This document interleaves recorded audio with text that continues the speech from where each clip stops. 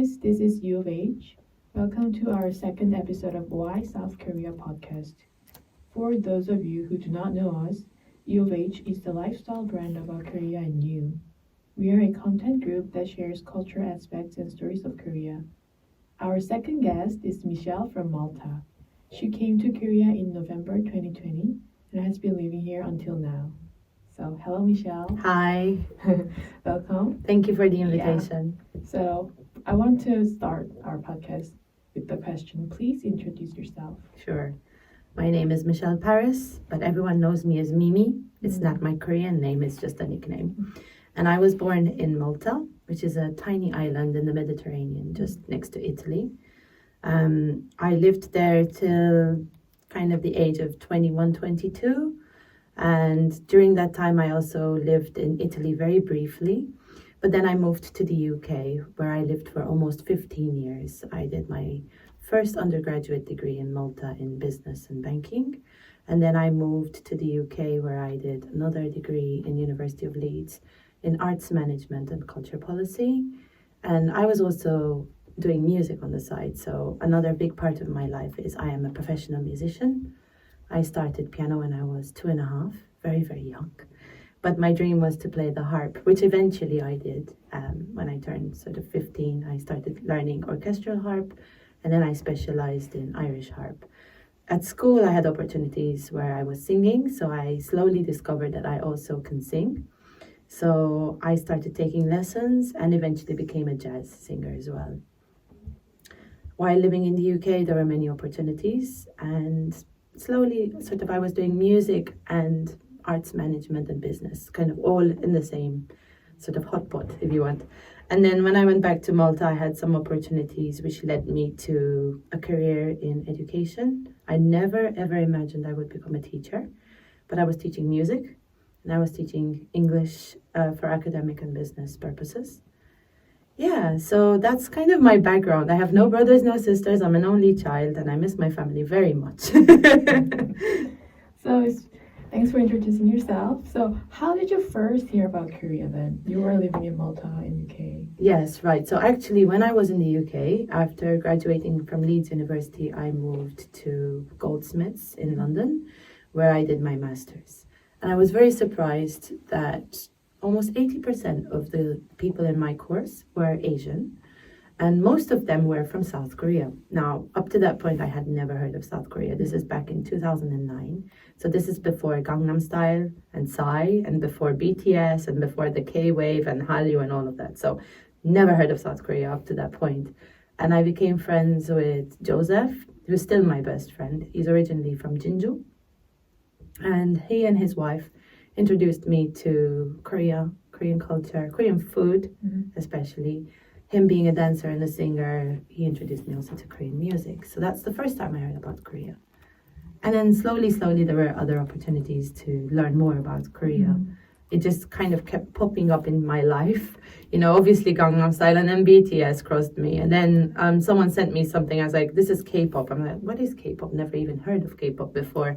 So I was kind of looking into that. And then eventually, when I was living in London, I came across the Korean Culture Center. And they had a free course in Korean culture. So I thought, oh, that's interesting. So I signed up. It was called the K-pop Academy. And I was one of the 30 members of the 15th edition of the K-pop Academy in London. I believe it's the 15th, if I remember correctly. And we learned a lot about Korea, Korean culture, Hallyu, and history. And that's kind of how I that was the pivotal moment for me. That's how I really got into Korea and Korean culture. So how was the first impression about Korea then? It's very similar to Malta. Oh, I never expected that. Yeah, it's very similar to my country in many ways.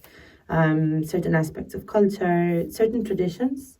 So, for example, you have the doljabi here. When a child turns 1, you have different objects that you lay out on the floor.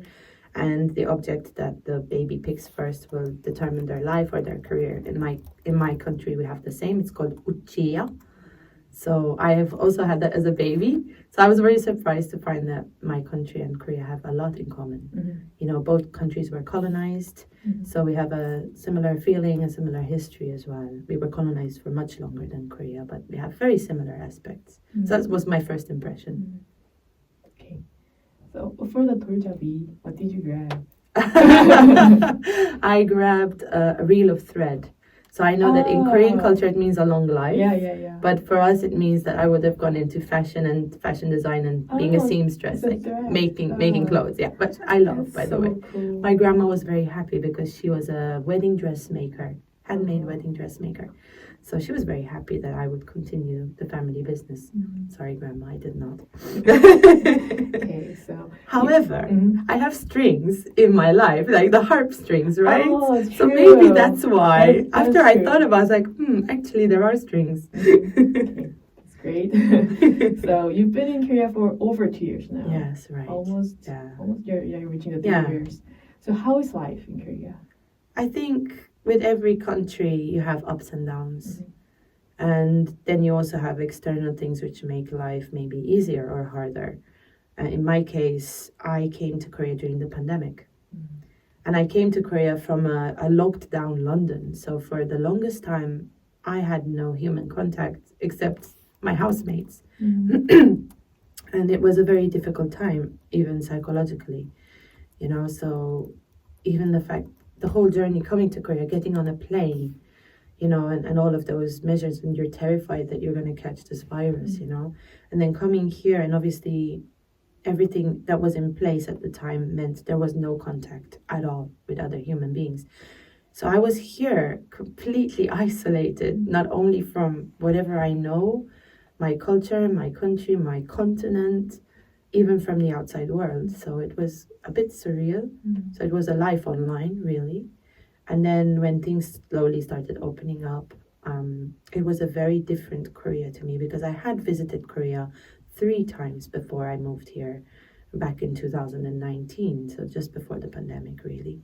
And I saw a very different Korea. So suddenly I'm walking in the street and there's no one. It's a ghost town. There's no foreigners anywhere.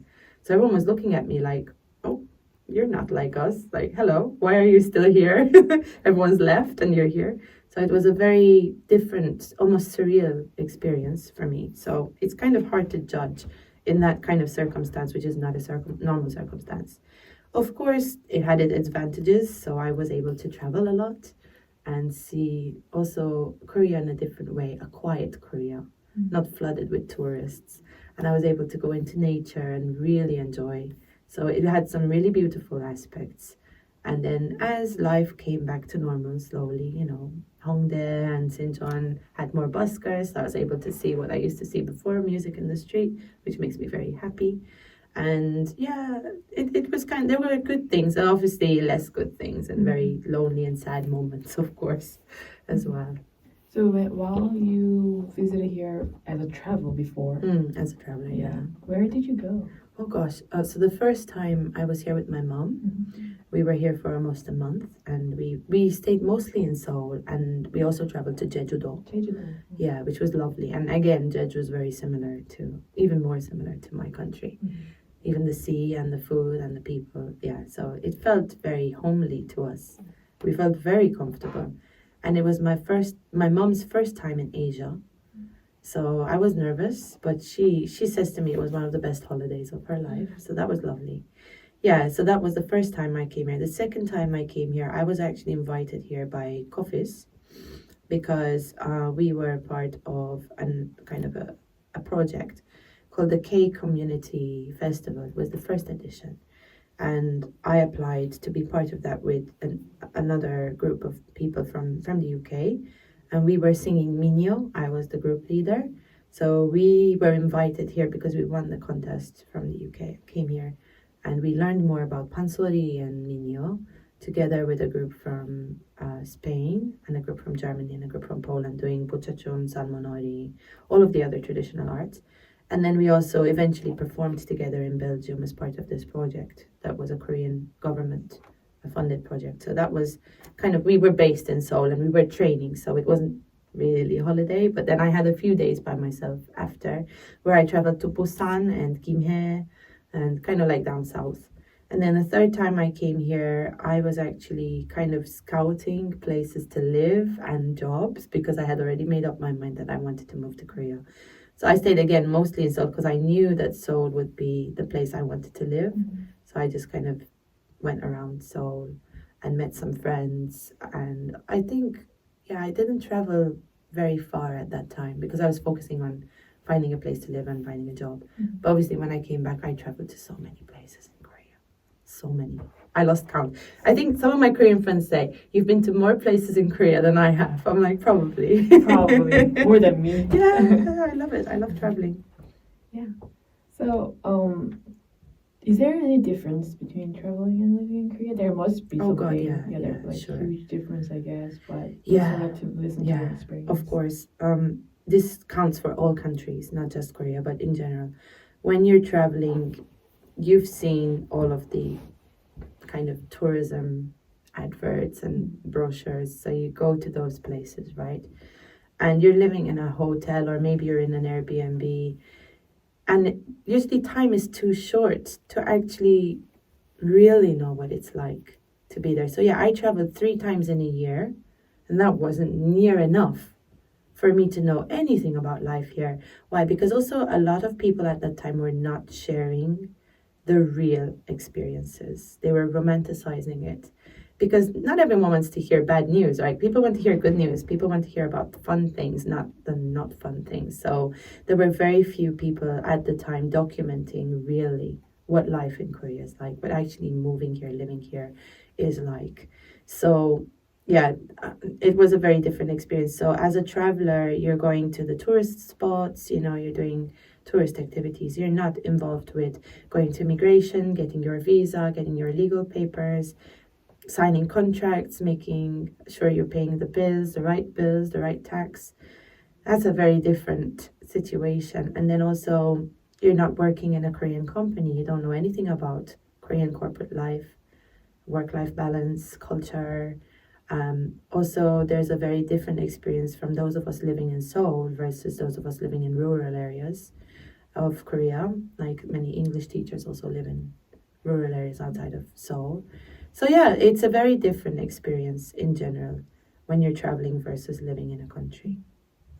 So, for living, what do you like and not like about Korea, specifically living? I'd say I like the fact that I feel safer here. I'm not saying Korea is 100% safe. Nowhere in the world. But in general, compared to, and this is purely based on my experience living in London, where you're exposed to more things such as gang crime, knife crime, drugs, drug use, and things like that. Of course, unfortunately, these days, these things are increasing in Korea, which makes me very sad. But in general, I feel a bit safer being outside and not being scared to be attacked with a knife at night, But as I said, every country has its crime, of course. And as a tourist, maybe people don't hear about it, so they go, oh yeah, no, Korea is 100% safe. Of course, every country has its crime. However, I feel safer here, so I feel happier. Of course, the one major thing that I absolutely love about living in Korea is that it is a 24-hour, well, at least let me talk about Seoul, because that's where I live. It's a 24-hour city, which is great for me because one, I suffer from insomnia and I get hungry at like 2, 3 a.m. in the morning. I can just go outside and like grab a coffee. There's 24-hour coffee shops in my area. It's not all of Seoul that has it, but in my area. And I purposely chose to live in that neighborhood because of the facilities that suit me. So I have access to music practice rooms, which are really cheap. And I can just go there even if I don't have my own instrument in my room, because unfortunately the walls are very thin and I would definitely disturb the neighbors if I was practicing 6, 7 hours or whatever in my room. It would disturb them. Even when I'm calling, I have to keep my voice really low. So that bothers me a little bit. But in general, yeah, the walls are thin in Korea, if you didn't know that. And I have a loud voice, so I had to really learn how to speak quietly. So I have access to the music rooms. I have access to 24-hour cafes, convenience stores. Those are the things I really love about Korea. And of course, I also changed my diet. So the food really affected me here. I was almost 100% vegetarian before I moved to Korea. And I was almost refusing to try the meat. And then I was forced to. and I don't regret. I really don't regret it. So, yeah, I think I've discovered a love of food that I didn't have before. I didn't really care about food before I came to Korea. So, yeah, the less happy things about living in Korea, definitely work-life balance. That is number one on the list. The amount of stress and the amount of hours you put into working and traveling. The commute can be quite stressful as well, depending where you work and what time you finish. And one of the aspects that really worries me, I feel I can't save money here. And this was my worry in London because I always thought London was going to be more expensive to live there than Korea or than Seoul rather. But no, I was mistaken. Yeah, I've not saved any money. Actually, I've spent a lot more than I imagined I would spend living here. Definitely. So that's one of the less fun things about living in Korea that I was not prepared, before moving here. So yeah.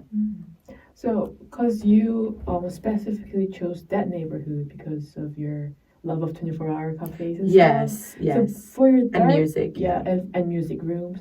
For the third travel to Korea, how did you get to look for the places? I actually stayed in that area that I wanted to live like in. maybe your like Korean friends helped you, or At the time, information? I didn't really have a lot of Korean friends. The friends from university, I kind of lost contact with them.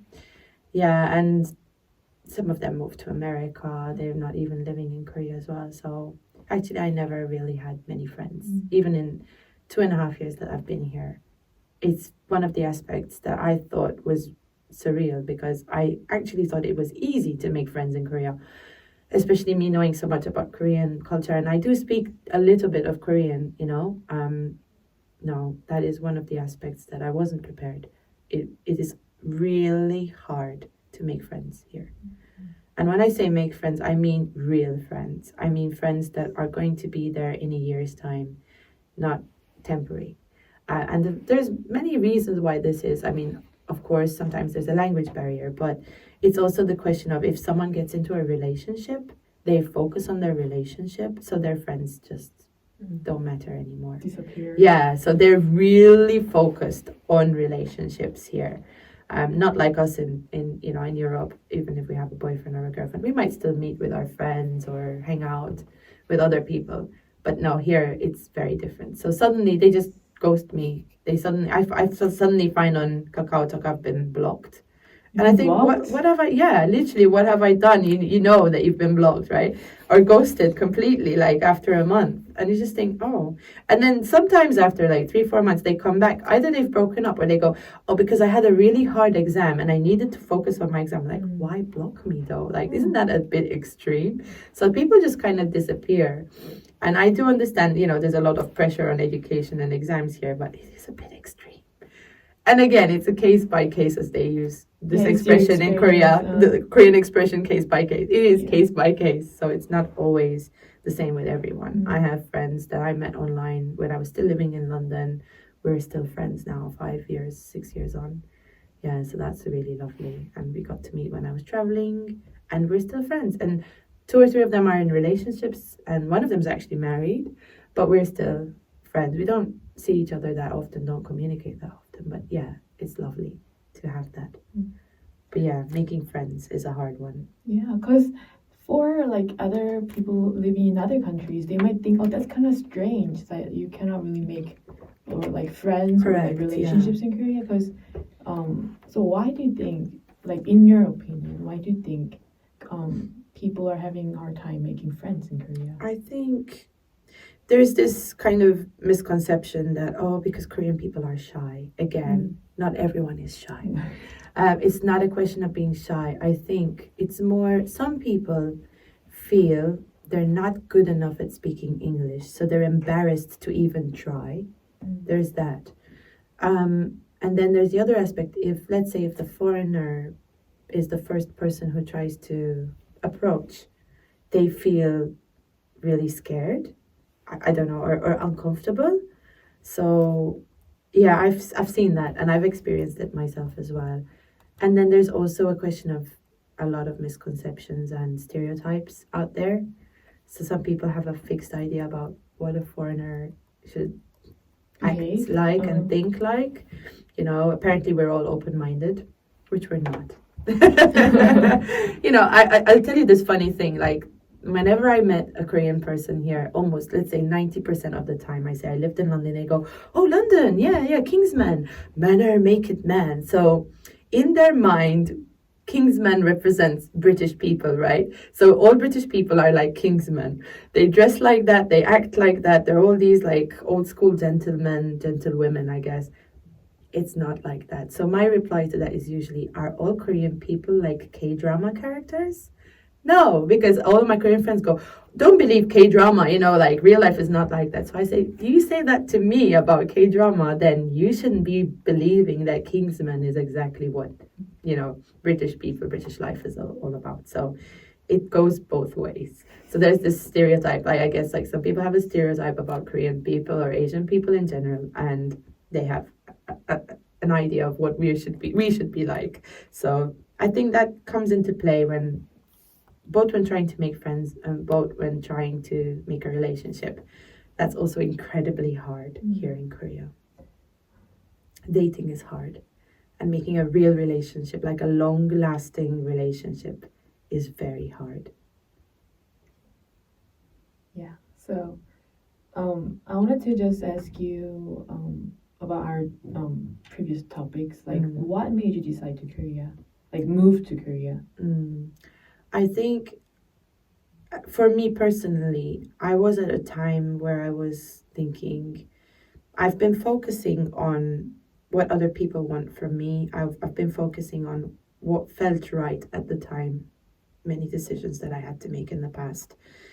I felt I was neglecting what I really wanted to do. I also felt that I needed to experience something that would allow me to learn more about who I am. And I also felt at the time that music is greatly appreciated here and Korean people really respect musicians. And I was going through a time where I didn't feel very respected, not by everyone, of course, as a musician, as I wanted to. Like, I felt I was being limited a lot in terms of opportunities. So at the time, including my friend Joseph used to say to me, go to Korea, Korea will love you. So I thought, why don't I try and explore something different? And then there was also the fact that I was living in a London post-Brexit, you know, where the atmosphere changed, people's attitudes towards foreigners changed. So I was feeling a bit frustrated and a bit suffocated.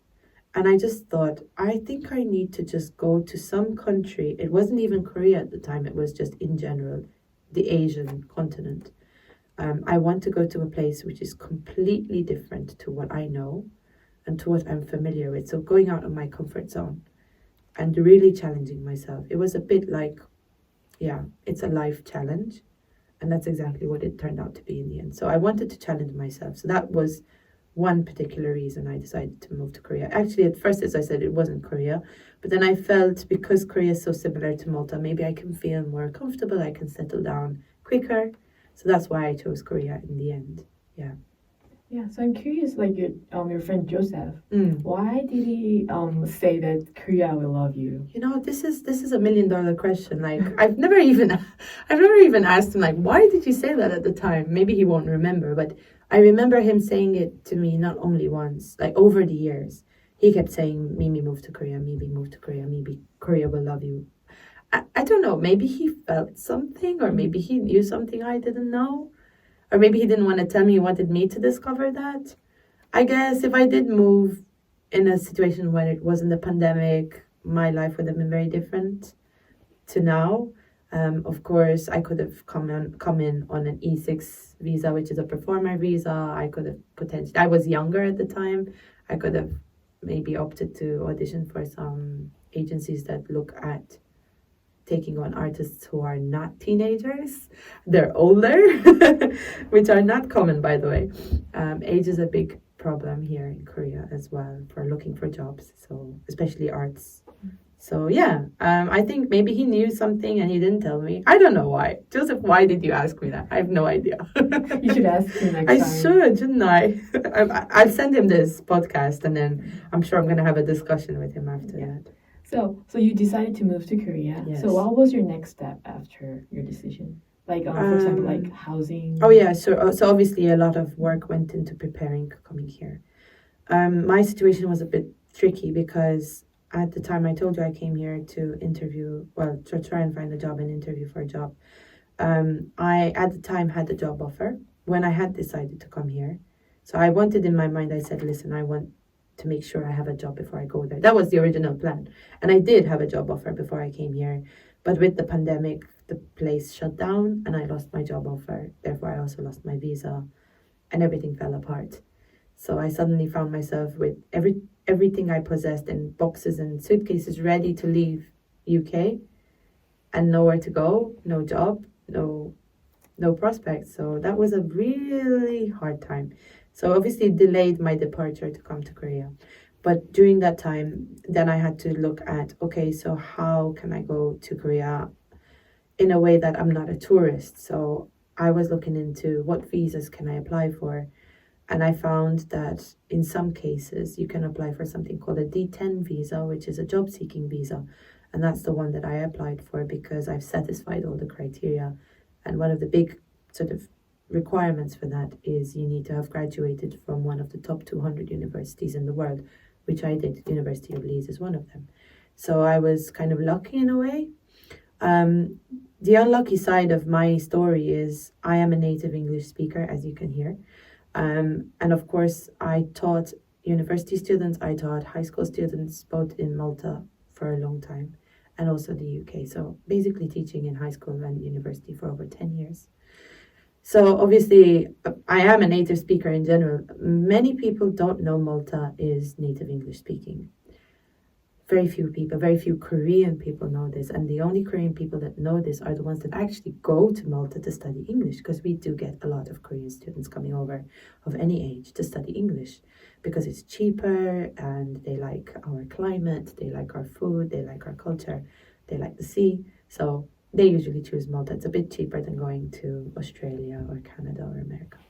But I can't apply for the E2 visa, which makes me really mad, because I'm not one of the 6-7 countries that can apply for this visa because Korea recognizes them as native. So E2 visa is an English teaching visa. So E2, yes, English teaching visa. So with an E2 visa, you can work in hagwons, you can work in public schools and private schools.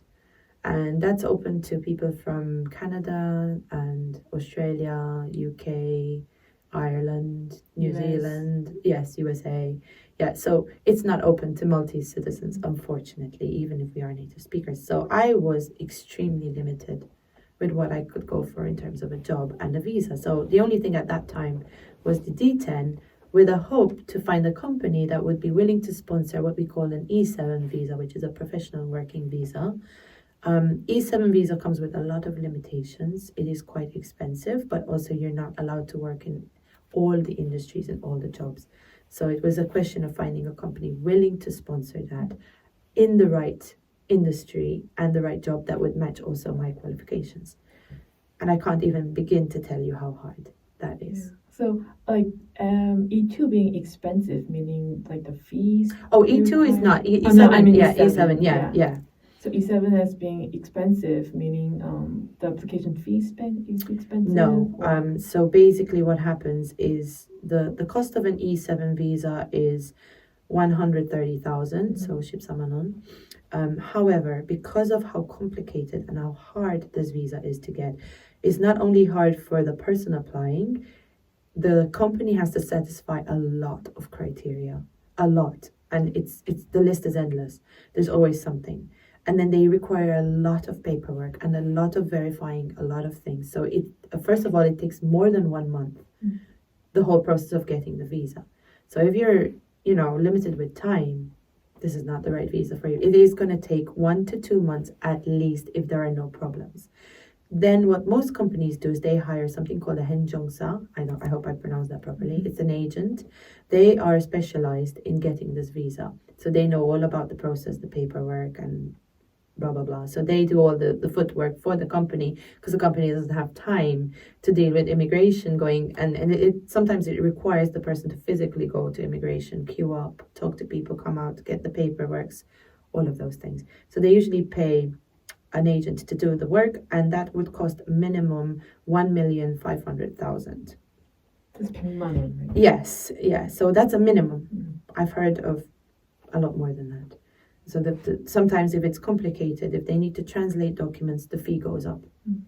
So many companies are reluctant to pay that kind of money for someone. Also, they're scared that they're paying all that money, they're investing so much money in a person, and they might just leave suddenly. So like the Yeah. company has to pay for the 행정사, or like they So, require you to pay for the 행정사. This is a gray area. Yeah. So technically, legally, an E7 is a sponsored visa. That means the company should sponsor the visa. But it says should sponsor the visa. It doesn't say should sponsor the agent as well. So some companies tend to try and make a deal by saying you pay for the visa or you pay for half the agent fees. Is that legal? I'm not sure. I actually asked immigration, can they legally force me to pay for the agent's fees? They said the law doesn't state that they should pay for the agent. Therefore, by elimination, yeah, they can force you to pay it, which is not fun, and very expensive. If you think about it, it's a big expense. So I think, yeah, it's a very hard topic to talk about, really, but yeah, right? It is complicated. If you're willing to find a company that is willing to invest and cover all the cost, lucky you found the holy grail. So unfortunately, in most cases, people end up paying the 행정사 or at least half the expenses, which is a lot of money, especially if you've been out of work for a few months and you're trying to find a job and you're paying rent and you're paying insurance and you're paying everything else, residence tax and everything. It adds up. So in terms of E2, the difference with that, they usually offer a free return flight from your home country. Usually E2 paperwork happens before you come to Korea, so you're not wasting money waiting for a process of 2 months and paying rent and everything else. So your mind is at rest, you're at your home country, and then you just come here and start working, basically. They offer housing. So E7 visa doesn't come with housing, unless they're really kind and they'll offer you some sort of cheaper housing or some subsidy for your housing. It doesn't include housing. So E2 includes housing. Or it includes at least, I think, around like 500,000 for your housing. And it includes many other benefits and vacation days. So vacation days also vary. I know there's a standard that comes with the standard labor law, but companies have their own way of interpreting labor law in Korea. You'll find out very quickly. So yeah, interesting. So the E7 visa was the one that I could opt for. And so therefore you can imagine I was very limited. I did get an E7, yes, I did work in Korea in an area which was related to music, which was great. But bear in mind, this was at a time that even Korean people couldn't get a job. So it was hard, and it still is. The pandemic is pretty much over. We're in an endemic situation now. Still, there's a lot of labor shortage, and even Korean people are struggling to get jobs. So if anyone is thinking of moving to Korea these days, not on an E2, to do some other job here, I'm not even going to go into the E6, which is the modeling and performer visa, because I don't have enough information about that, but I know it's also very hard, and you have to be so careful to see who you're signing with, do your background check about that company, and try and talk to people who already work for that agency, because there's a lot going on with that. So yeah, if you're thinking of coming to Korea now, just be careful. Although the tourism is picking up, doesn't mean that jobs are more readily available. So would you recommend for those who are planning to come to Korea to get the visa first in their own country and then come to Korea, right? It depends. It depends, because there's people who come here to study. Oh yeah. So of course, if they're coming here to work, it's a completely different story. Mm-hmm. If you're coming here to study, by the way, a lot of people think I'll go and get a student visa and then work. That's not how it works. As a student, you're not allowed to work. Mm-hmm. You might be allowed if they give you permission to do some part-time work, and it's very limited what kind of part-time work you do. I just want to say, if people think they can get away with that, they can't. Why? Because when you apply for a visa, they ask you for copies of your bank statement from the day you've opened your bank account. Most people will not accept to pay cash here. They will transfer the money. That transfer will appear in your bank account. Therefore, when you give your statements, the immigration can see that you've been working illegally and you'll have a serious problem. So people have to be very careful. It's not that easy to come here on a student visa and do that. Plus, in the last few months, the Korean government cracked down on many students that were registering as full-time students, then dropping out from their courses in a few months to go and work. That was their tactic. So they are aware people are doing this and they're cracking down on them. So be careful if that's what you were trying to think. Could be a potential option. Oh, I'll go there as a student, finish the course, and then work. Yeah, could work. But again, it's not easy to transfer from a student visa to a working visa as well. I want to mention that. Some visas require you to leave the country and come back. So please keep that in mind and always make sure you keep up to date because some of the requirements keep changing as well. So some things changed during the pandemic when we were not really allowed to travel and not allowed to take airplanes. So there wasn't that requirement to leave and come back to change from one visa to another. So it's really important for many people to be aware of like the information about visa. Yes. Like they need to be aware of everything. Not going hearsay, the real official information, and you get that from Hi Korea website. If you are in Korea, you can call 1345, the immigration hotline. They also have English version or Chinese or whatever other language that is available as well. I am going to say that some legal paperwork in Korea dealing with visas or labor contracts are not available in English. So if you have someone who can translate for you well, that's great. Make sure that it is a genuine translation, that you are understanding every single clause in your contract. Don't take it for granted because you will have a problem later. If you admit that you didn't read it properly, then you have a problem. So bear in mind also visa paperwork, not the general application, other visa paperwork is only available in Korean. Don't ask me why. I think it's ridiculous. I think they should do something about it because it's foreigners reading these.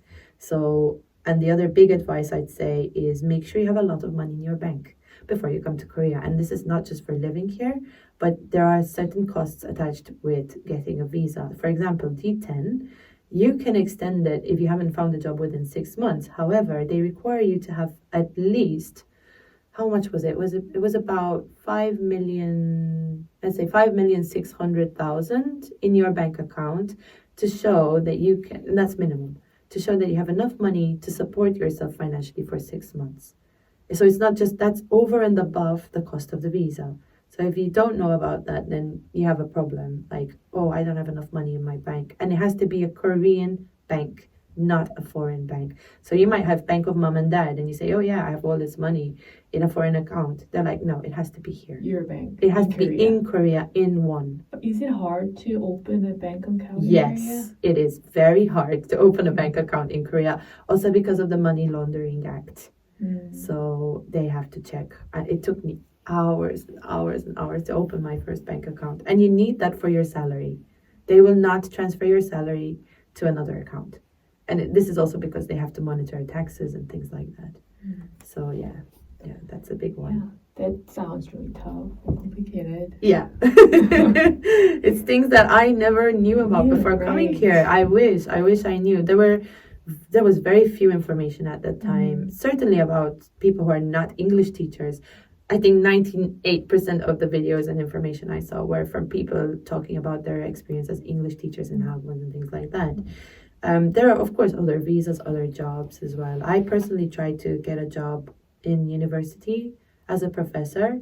And unfortunately, I was not able to do that in the universities where I did apply because they required me to have a PhD and a certain large number of publications, which I don't have. I have a master's.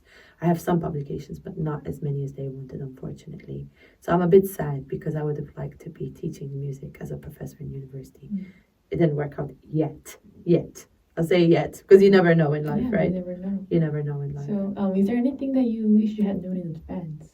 The visa thing, definitely. The labor law and things about my contract, things about vacation, things about disciplinary procedures in Korea. If you have a problem, who do you go to? I will say, in my case, I want to say a massive thank you to the Gangnam Global Village Center and the director there, Nihat. They speak English and they were a really good reference point for me. There are different global village centers in different areas. So try and find the one closest to where you will be living or working and make contact with them. They're great because they organize many social events. They also offer free, sometimes very cheap or subsidized Korean lessons, Korean courses, so you can start improving your Korean or learning your Korean. I think some people come here with the misconception thinking, oh, I'll be able to live in Korea even if I just know how to say 안녕하세요 or 감사합니다. Please don't think like that. I know from my own personal experience now, you will be so limited to find a job if you don't speak a fluent level of Korean. So I recommend before coming here, at least get your topic 1, or at least have that kind of level and then do the exam when you come here. You need it. You definitely need it. I have lost countless job offers because my Korean wasn't fluent enough. And I'm quite fluent, but I'm not as fluent as I should be to be working in a fully Korean company. So don't think you can get away with English here. Yeah. So do they require you to have certain level of topic or Pretty much, yeah. Yeah, so for example, I was at an event not long ago, which was a networking event where Amor Pacific, where they're looking for interns. And we're not even talking like a full-time job, we're talking interns. Their level was 5 to 6 topic level, which is extremely high. So they said, if you don't have a topic 5 level, topic 6 level, don't even bother applying. So there were so many people that wanted to apply for that internship, but they were limited. And sometimes they don't advertise this. It's just kind of, I had an interview for another job. During the Zoom interview, literally in the last 2 minutes, they asked me to speak Korean. I did. And they went, oh, we need you to be a bit more fluent than that. I said, but it wasn't advertised. And I have been chosen for the interview. They're like, yeah, but it is a Korean company. So I was like, oh gosh, like I really need to make an effort to improve my Korean. Had I known before, I would save time and I would have already, studied Korean. To be honest with you, I had applied for the Yonsei language course, but because of the pandemic, it was cancelled. So I tried to study Korean by myself and also through the Global Village Center online. But I'm a person who needs to have offline classes to learn properly. Online wasn't very effective for me. So yeah, definitely have a lot of money in your bank if possible. Have a good command of Korean, and then you'll have a lot more opportunities here, not just for work, also for socializing and having a social life.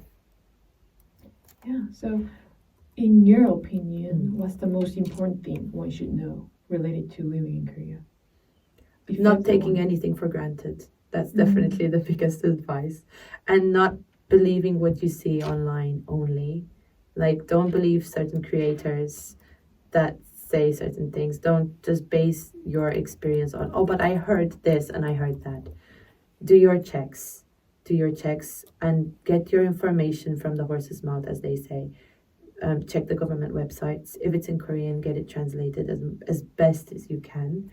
Know the industry in advance that you want to work in. Don't just say, oh, I'll just go there and find a job, which was kind of me. But I kind of knew what industry and what jobs I want. But still, I just said, not sure, it'll be easy enough. I have a master's, I speak 6 languages, surely I can find a job. It wasn't that easy, guys, really. So know your industry, know the people you're approaching, the companies you're approaching, and if possible, talk to people who already work there. That's very useful. They'll give you a real insight as to what it's like working there. Yeah. Yeah, thank you. So I have our last question for today's podcast. So what does Korea mean to you? I think before I answer that, I want to make just one more point, if it's okay. I want to talk very quickly about mental health. Yes. Because one thing that really affected me personally was obviously being isolated from everything I've ever known, not being able to make friends easily, not being able to, have a life that I considered normal before, having to adapt to very different society, cultures, beliefs, traditions. It affected my mental health, and also not being able to get a job easily affected my mental health. Because then I started doubting myself. I started thinking, oh gosh, then I'm not as good as I thought I was. And it really affects you. And there's not many services in English to support foreigners here with mental health. I'm not saying if you're born with mental health, I'm saying if you find yourself in a situation where you start feeling very isolated and you need not necessarily counseling per se and not going to a shrink, as they say, is just being able to talk to people that perhaps have been through something similar and can offer really genuinely their insight and maybe some advice or maybe just their insight, and then you make up your own mind. So I think another thing to consider when you're here, make sure you have the right support system. And I know that for some languages in some countries, some nationalities, I don't even have an embassy in Korea. So there's like nowhere to go for me. I don't even know if I kind of fit in with Malta or Italy or UK or Ireland, which is I lived in 5 different countries before coming to Korea. But I also don't know, because I've lived in these countries and I have a very kind of different life experience and culture compared to a typical Maltese person. I don't know where I fit in. So I've tried to like contact these communities here, but I still didn't manage to feel at home. I still didn't manage to feel familiar. So yeah, having that support system is very important, I think. Whether it's made up of people from your own country, other foreigners, or Korean people, I don't know. But I think being aware that mental health is a big one here. As you know, Korea has a very high suicide rate. But that suicide rate is not only Korean people, it's also non-Korean people. So I think we should keep that in mind as well. So your last question was, remind me? Yeah, what does Korea mean to you? So yeah, summing up all of this, I think Korea had a meaning for me before I came here, and that was kind of a potential new pathway and a potential pathway to a dream, because it was my dream to come here. Now I'd say, looking back retrospectively, I think it was a life-changing moment for me. It was an experience that pushed me to my absolute limits and got me to question a lot of things about my identity, who I am, what I want to do with my life, and what I want from life. So I've learned a lot now, and I know what kind of balance I want in my life, what kind of future I potentially want for myself.